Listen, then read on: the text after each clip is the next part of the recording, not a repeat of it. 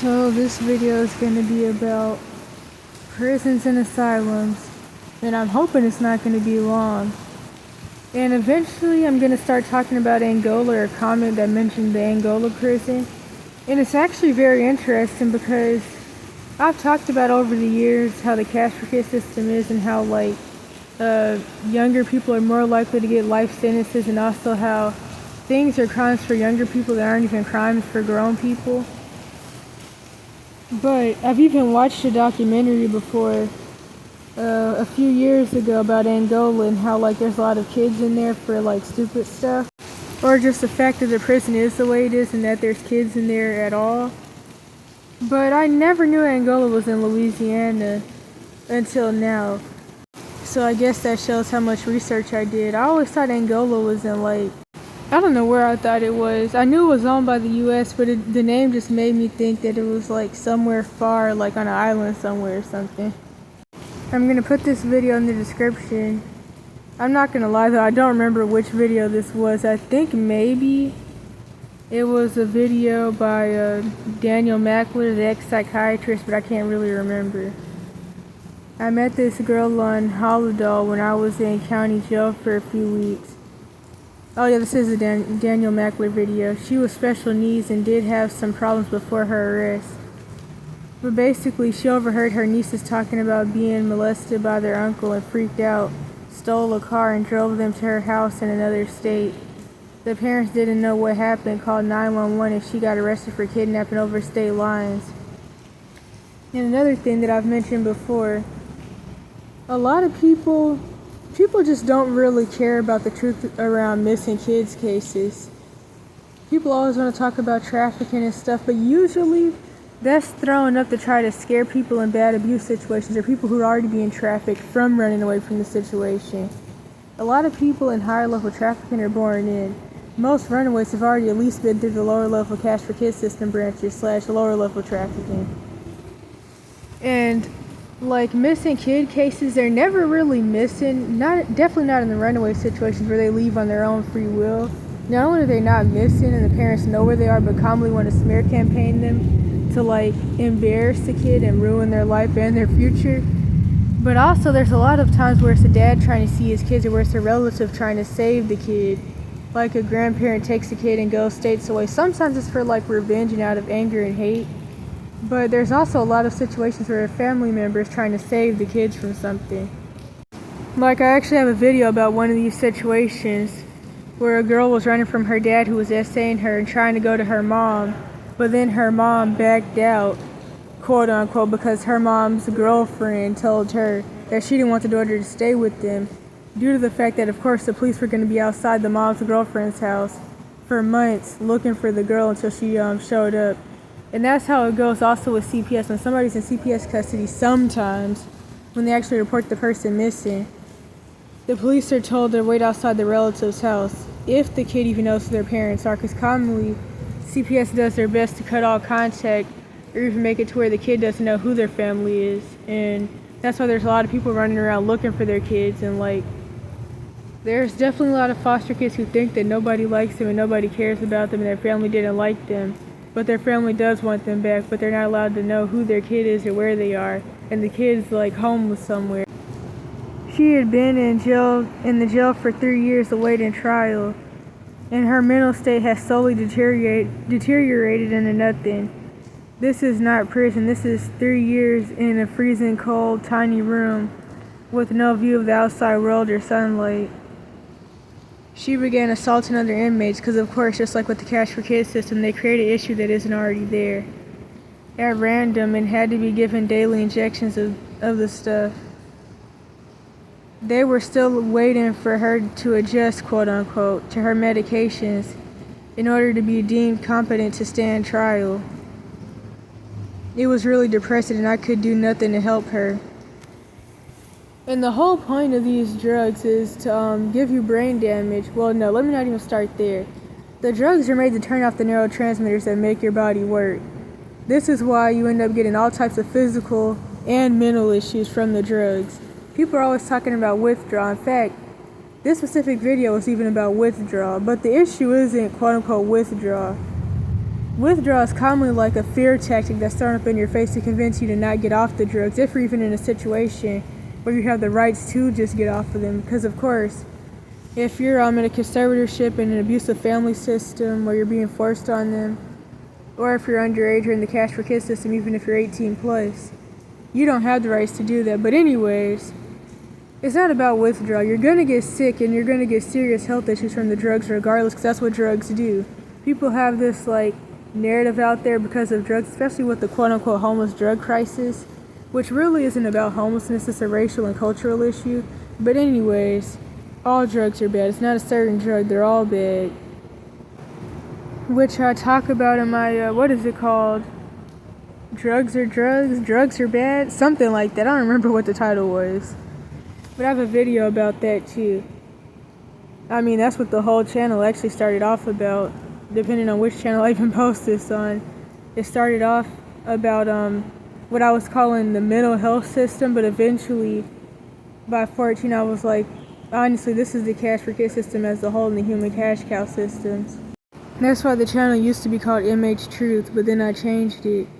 Oh yeah, the point is, she's never going to adjust, and the longer she's on the drugs, the more brain damage she's going to get and the more mental health issues she's going to develop, even when she's not going to be able to come back from or cope with. And as I've always said, the Chomo, Freemason, the Levite, pro-abuse, anti-youth, real men hating, lawyers and judges and people who make the laws, they're pro-abuse, they're pro-SA. This is why the abusers never go to jail. This is also why not only is SA not a crime, but it's also not considered a violent crime when they will pretend to even view it as a crime. And this is also why the abusers never go to jail or get charged. This is why the kid victims get charged with quote-unquote CP, and the kid victims actually get put on the sex offender registry instead of the adult perpetrators. This is also why abused kids can't defend themselves, and youth have no self-defense rights. Really, nobody does these days, but youth definitely don't, and you never will if you're defending yourself against a parent, guardian, or relative. So they can do whatever they want to you, and nobody wants you to say anything or even look a certain way, really. Then lastly, you notice that the parents don't give a crap about crap, because that's how these family systems are. In family systems where there's incest or sibling sexual abuse, there's always more issues than just that. In the incest and sibling sexual abuse, it's always allowed or being promoted and encouraged. And sometimes the siblings even learned it from another relative, an older one, or it's just done because of generational curses. My dad works as a psychologist in a prison, and this is actually extremely common. When many of them get released, they don't know how to make a life for themselves in the real world, so they commit crimes so that they can come back and get housing and food. Instead of a happy release, many of them get dropped out in the cold and left on the street. And the thing about this is that due to the fact that the family system has been dead, the people that do have somewhere to go after getting out or would've, it's the only people were parents or siblings, and sometimes the people that they could have went back to are dead by the time they get out, because some people, they've been locked up since they were 7, 12 years old, and now they're getting out at 50, and they have no support system now, but they probably could have if they could have got out sooner, if they would have never got locked up in the first place. And this is done by design, because this is how the human cash cow systems work, and the cash for kids system, which all goes hand in hand. It's also connected to the homeless industrial complex, and even the childhood homelessness complex that nobody wants to talk about, especially in America, because America tries to pretend that there are no homeless children by putting the anti-runaway laws in place, which also means anti-kicked out, because that's seen the same. So when there is a homeless kid, they just get snatched up by police and thrown in some trafficking organization. And of course, being in foster care is being homeless. But anyways, like I've always said, when you're in a system being told when you can go to sleep and when you can shower, and having people watching you shower and watching you use the bathroom and watching you go to sleep or not letting you go to sleep or not letting you shower, telling you what you can eat when or not letting you eat, you never learn how to do anything for yourself. Which also, I mean, I can make a whole video about that, because you're not allowed to do anything. I mean, there's even people who are in their 20s that are still trapped in the cash for kids system, and even foster care placements or group homes that aren't allowed to cook, aren't allowed to go in the fridge, things like that. So of course you're not going to know what to do or how to do it, because you're never taught anything. You're just tortured your whole life and taken through SRA, and then eventually you escape or you get thrown out on the streets and you don't know what to do. Yeah, I know the guy wasn't an inmate, but he's in the exact same position as the inmates that get released. Thank you to the vast majority of you who understood that without having to be told. Which, this is a situation of a guy who supposedly stole $1 from a bank just to get arrested so he could get medical treatment. And, I mean, I get the point behind this, but prisoners are commonly denied medical treatment, so I feel like this won't always really help. I mean, I remember there were times where I thought about doing this, but I didn't have the rights to regardless due to age, so it didn't really make a difference. But that was a long time ago, years ago.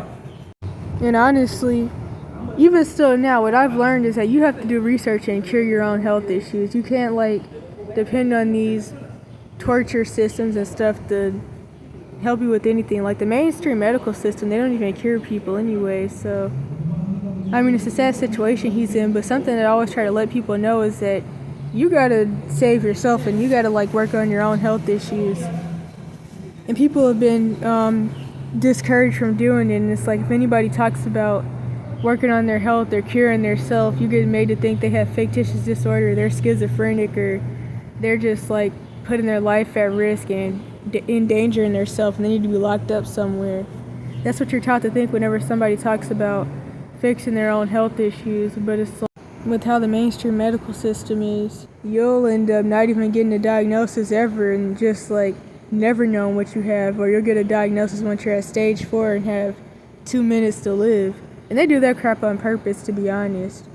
And to be truthfully honest, if it wasn't for the food, drug, and medical industry, many of us wouldn't even have the issues that we have.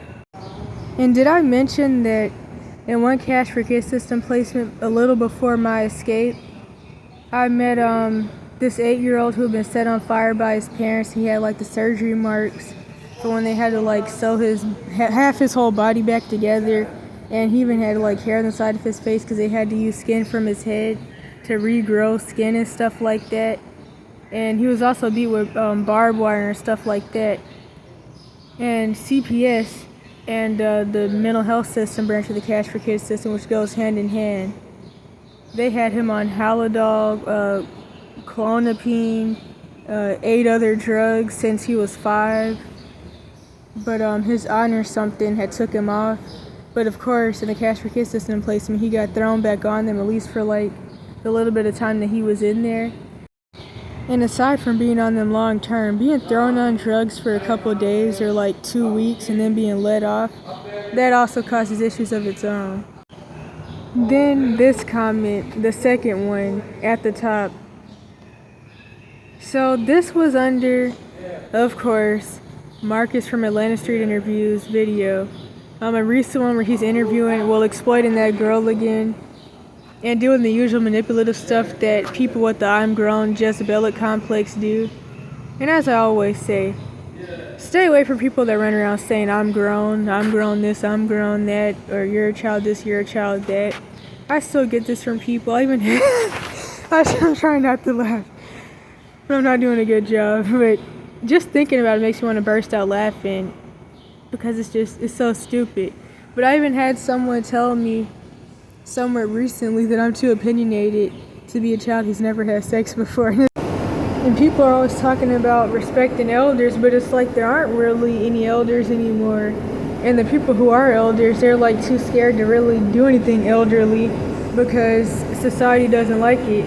So what you have now is a whole bunch of toxic Jezebelic people with PDs, cognitive dissonance, and unhealed trauma that run around saying I'm grown because all they know is that now they're older, and so they can do the same terrible things that were done to them, the younger people.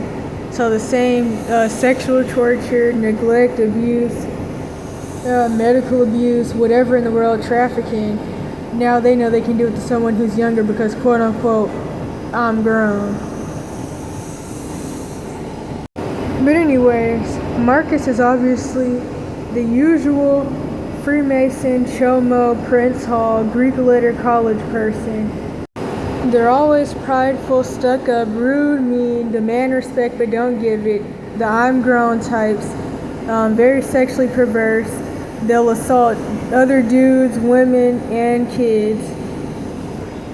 No one ever wants to really say anything about his behavior because, for one, society is toxic and so many people agree with this type of stuff. So many people see nothing wrong with him forcing people on the camera, especially people who have learning disabilities, and exploiting their situations and telling them that they're lying about their essay. And while telling them that they're lying about their essay, he'll actually find people's abusive parents or their molester and get them on the phone together, on video or on live, and force the person to argue back and forth about whether their essay happened. He asks everybody about sexual favors, the kids, the men, the women, and he also forces people to tell him about all their trauma, whether they've been essayed, if they liked it, and things like that. But most people see nothing wrong with that, unfortunately.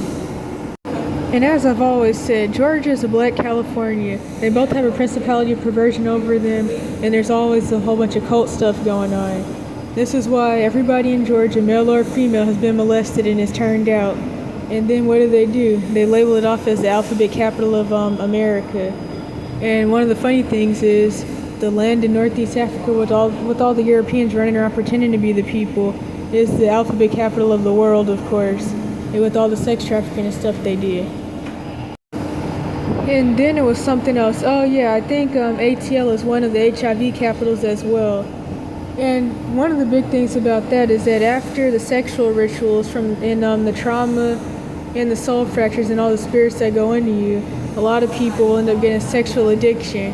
And so then all the diseases come along after that. And all the abuse in the home and the generational curses and perversion spirits from the Greek letter Freemason stuff. This is why Clayton County specifically is a runaway capital. At least one of the counties with the most runaways in Georgia anyway. But of course, nobody cares about that because people are just quote-unquote grown and disrespectful. So now to read this. Angola prison was originally Angola plantation, where hundreds of enslaved Africans, quote-unquote Africans, worked in captivity. It became a prison after slavery was abolished, with the enactment of the 13th Amendment, which actually allows for enslaving and convicting felons. And something to always keep in mind, if you're in the human cash cow systems or the cash for kids system, even the regular school system branch, you already are a slave. That's one type. And like slavery, it really never ended. Everybody's a slave from either the trauma-based mind control that's done on the masses with all the psyops and stuff and the brainwashing and the spells and the media and the music, or just like, I don't know, just your individual trauma-based mind control from your family system. The land in Northeast Africa with all the Europeans running around claiming to be the people also just so happens to be the melanoma capital of the world. I lived in New Orleans for a year. They still have Napoleonic law, outdated legal system in Louisiana.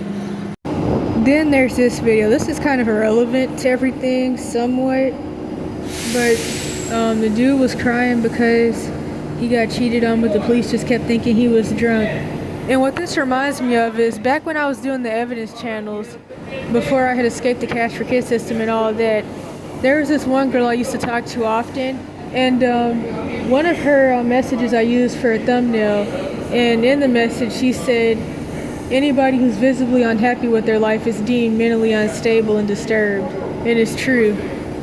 But this comment also shows people not understanding like red flags, or maybe even just like psychology, the spiritual and physical side, because a lot of people think that somebody's just quote unquote normal, whatever that really means. But like very obviously a person who would do something like this had like some attachment issues or splits or something. Been there, man. After our son was born, she completely changed. We didn't last 6 months afterwards. Things got so bad I left with him, and she didn't even care. It broke me to my core that I was now raising a baby on my own while his mother is choosing partying and random hookups at 29 years old. 8 years later, it's still just me and him, and I'm so grateful for every single moment I have with him and the person he is. Unfortunately, she still doesn't care. I don't know what happened to her and what caused her to change so radically and is such a different person, but at least she's not around wrecking my son too. And it sounds like she was probably like masking and doing chameleon effect, but overall she definitely has splits. It even makes me think about what's that thing called? Postpartum psychosis and postpartum depression, and that splits. And sometimes even like a spirit taking over you to try to like take out the kid for whatever reason. This comment reminds me of something I've talked about plenty of times throughout the years, but more so in like the past 2 or 3 years. Especially this one comment where a dude talked about how there is no help when you're a certain age, and how he had to eat out of dumpsters at 14 when being homeless in I think Arizona. And I mean, I know plenty of people who do this, and I personally have never had to do that. I've never like had to eat out of a dumpster, but some people have had to. Other people do it because like when you're dumpster diving, you can sometimes find good stuff that's still actually packaged and in the box. Like I know one person that once found a whole bunch of thrown out boba behind a coffee shop or something, and it was all still in the box, but I guess it was like old or whatever. But overall, the issue of homeless children and homeless youth is just like covered up in the US, especially just by making it illegal. So like if the kid is found, the police can just be called, or if the police find them, they can just like throw them into whatever human trafficking organization. And the unfortunate thing is that especially if you're being smear campaign with like a missing persons report or something, if you're still in that area, a lot of let me help you lunatic type people and people who don't give a crap and just want to control you because quote unquote they're grown, they're going to want to call the police on you and get you thrown into whatever human trafficking organization. But anyways, I came upon this randomly. As it happens, my first husband was thrown out by a single mom at 13. He lived much of what you described. I forgot to say, I'm going to put the video in the description. This is a documentary about boys for sale. It's a pretty old documentary, but it just shows how old all these issues are. I'm also going to talk about a comment where somebody mentions the fact that none of this stuff is new, and that's what I always say. This stuff has been going on since ancient times. Child molestation isn't new. SRA isn't new. Guys getting with 12-year-old boys and stuff isn't new. People are even always pushing this narrative that girls are more at risk and that they're the only target when none of that is true. The North American Man-Boy Love Association is a thing for a reason. And also remember, Mark Zuckerberg is a part of it. But anyways, he lived much of what you described. Marriage didn't work out as you might imagine, but I was a lifelong friend. HIV ended his story at 26. I have so much love for those discarded children. He told me that the vast majority of his clients were married men. And that's another thing, which also goes on with the whole down low thing, which in this video they try to make it seem like it's not about that, or it's not about paraphilias, or at least like, I don't know, they're just like, it's just a lot of mess with that. But anyways, yes, I have trust issues. That's just the way it is. Those borders are social, not physical. People are people. I could even throw in the fact that the word mentor comes from tormentor in Greek. And really what a mentor was a dude who would molest boys for quote unquote mentorship, but they would turn out the boys and that would go how that would go. And then there was this clip right here. This reminds me of something that I've talked about before I want to keep making videos about, which also could go into the whole mixed kid trauma and the trauma of people that are really any ethnicity that are adopted by rich white people. But anyways, this dude in the documentary has said that he feels like there's more homeless white kids because supposedly quote unquote black people treat their kids better. And it's really interesting because I noticed that there's always a lot of back and forth about who abuses kids more and who essays kids more.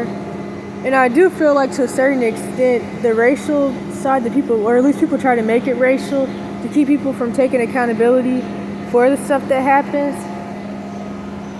But I mean, I've even mentioned before how like throughout my street kid journey, I've had people try to make my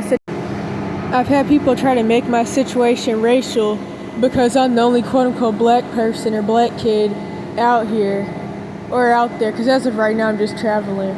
But when I was like actually homeless, I had a lot of people try to make my situation racial because pretty much they noticed me before they noticed anybody else. And it's very interesting. There's a lot I really want to say about it, but I don't want to make this like longer than it should be. But it's like, you people are coming to me and saying stuff to me because you see me, because I'm the only one. And like people are always telling me, I stick out like a sore thumb because I'm quote unquote black. And I was always getting told to go back to Mexico, you nigger, and stuff like that. Or really what I could say is they pretended to only notice me and not notice anybody else. Because there were plenty of homeless white kids, of course, even ones that were way younger than I was, although, as I always say, most white people, at least on the West Coast, didn't believe I'm older than like 11 or 12. So, but yeah, it was just really annoying. And it's like, you're not helping the kids of your ethnicity or similar, so it's like, who are you to even say something as if you even give a crap? In fact, I remember this specific situation where I was selling my art, and mind you, I never was dirty or anything, so I never like looked like I was in a situation. It was just like a lot of assumptions and bullcrap and people just being rude, to be honest. But I was selling my art, and this white lady, who was of course dating some black dude, had drove up. And really she drove by because I was standing by a store. And then she was like, shame on your parents. And I get what she was trying to do and all the stuff that she was trying to insinuate. And it also goes back to whatever the boyfriend dude has probably been telling her. Well, not probably, he's definitely been telling her about his quote-unquote black mom. But as I always say, dudes like that, or quote-unquote black dudes like that, they become Jezebelic themselves because they're abused by their Jezebelic mom. But then they get with a quote-unquote white woman who's no different than their Jezebelic mom and who's also Jezebelic. And commonly they get with one with box sprays that's trailer park trash as well. So... But yeah, it's definitely a very interesting take, but due to the fact that the video was about what it was about, I'd also say that just due to like cultural and moral stuff, that's also why he noticed that there weren't a lot of like black boys that were falling into this stuff. Just like with how they do more drugs statistically, but they tried to make the situation a quote-unquote homeless drug crisis to avoid talking about what it was really about. Because it's not a new issue. They've been overdosing for forever. But now they're trying to make it about being quote-unquote homeless. But no, one thing that really threw me off was when he said that when the black boys do fall into prostitution or sex trafficking or whatever in the world, they go back to the parents and the parents accept them back and they're not mad at them. And it's like, I don't know who he's been running into because that's what made me mad about that. But I find it like pretty interesting, but I think also the situations he was talking about, at least for the black boys, was that they were doing it to try to help their family get food. But I still find that kind of interesting, but I don't know. And then, okay, wait a minute, because I'm falling asleep. And then there's the fact that rich people treat their kids terribly, and they do a lot of things to their kids, commonly because, at least depending on which ones anyway, the mainstream ones, they're in like bloodline families and different organizations where they like traffic their kids and things like that. In fact, some of the situations that were mentioned in this documentary wasn't really about the boy going out and prostituting, quote unquote, because there isn't really such thing as prostitution, no such thing as sex work, definitely not with like kids, but it sounded more like with the dad who owned the bank, he was trafficking his own son, which of course these people always do stuff like that when they're in these high-ranking elite families. But as I've talked about before throughout the years, there's always this lie that rich kids don't get abused because people are jealous of rich kids or silver spoon kids, but like they're the kids that have to witness all the SRA of other kids, watch other kids be unalived, be SRA'd and sex trafficked themselves by their own parents and stuff like that. So people say this stuff because they're jealous, but it's just like really ignorant. And another thing is that just because somebody's parents are rich doesn't mean they're rich. Like, I've known rich kids whose parents wouldn't even let them eat half the time and wouldn't even feed them or anything. I can't remember if it was a video where I talk about the God's discipline lady, or the videos where I talk about how a lot of people have the Jezebel spirit, how quote-unquote black women are known for stereotypically having it, and how religious organizations push the child abuse philosophies. But in one of those, I mentioned how, like, melanated people give quote-unquote white people the upper hand with sayings like white people don't whoop their kids, when it's not true that white people don't abuse their kids. And that's what this makes me think of as well. But I can definitely say that even statistics were saying, for homeless adults at least, because of course homeless kids are never counted in pit counts, or PIP. No, I think it is PIT, because I actually got paid to do a pit count once a couple years ago. But even that says that, like, there's more homeless quote-unquote white people. But another thing I could say about that is that I also feel with melanated people especially, people are more conditioned into not leaving family systems, I feel. And there's even statistics that say that kids from nice homes run away more, which or not, I won't even say nice homes, really kids with more money, which I guess could usually be quote-unquote white kids more. But I know that with the fact that Babylon is falling, a lot of people are becoming homeless, so these statistics are going to be changing. But definitely, I could get what the dude means, but it's just like a really deep topic. But the reality is everybody is traumatized, and really, you can't find anybody who hasn't been abused and tortured by their family to a certain extent. And even the people with decent families are still going to get traumatized, because that's just how the world is. But I can definitely see, due to spiritual beliefs and cultural things, that melanated people, especially quote-unquote black people, which you gotta like remember which ones, because Africans come to the U.S. and get labeled off as white. But I can definitely see how we're less likely to even fall into certain things because we just don't believe in that stuff. So I can't see that part with like the prostitution or the boys prostituting.